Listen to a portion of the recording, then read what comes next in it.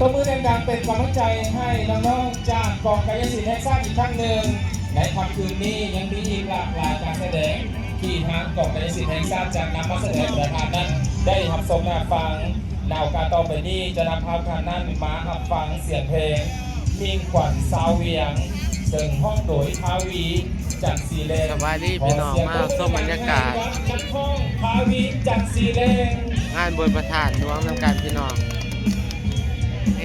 ก็คือรถบรรยุไอเกียนาค่าพี่น้อง สบายดี เรียกว่า คนเดียวพี่น้อง บ่าวเล่าใต้หรือว่าบ่าวเกี้ยวเลยที่ตามมาเนาะพี่ ปี น้อง นี้ เนาะ จะเป็นปีหนึ่งเนาะที่ว่าทางสโมสรอันซ่านเนาะเดี๋ยวนี้เกียรติเดี๋ยวนี้โอกาสได้นำเอาศิลปะ เขามาส้มกันเด้อพี่น้องเด้ ฝา อก น้องฝากน้องคนรู้จักกับที่ชาวลาวเนาะ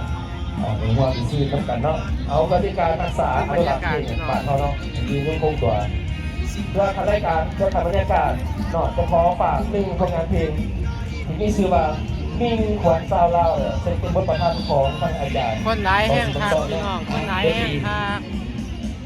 มาส้มกันเด้อพี่น้องเด้องานบนประธานดวงเมียงจันทร์พี่น้อง พี่น้องเอ้ย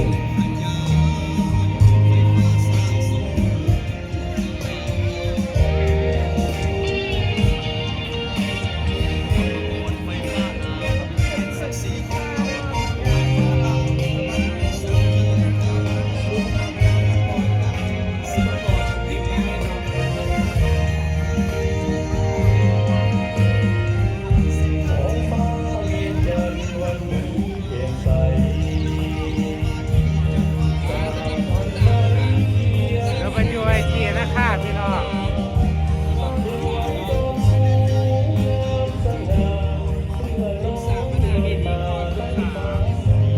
บรรยากาศดีแห้งพี่น้องบรรยากาศดีแห้ง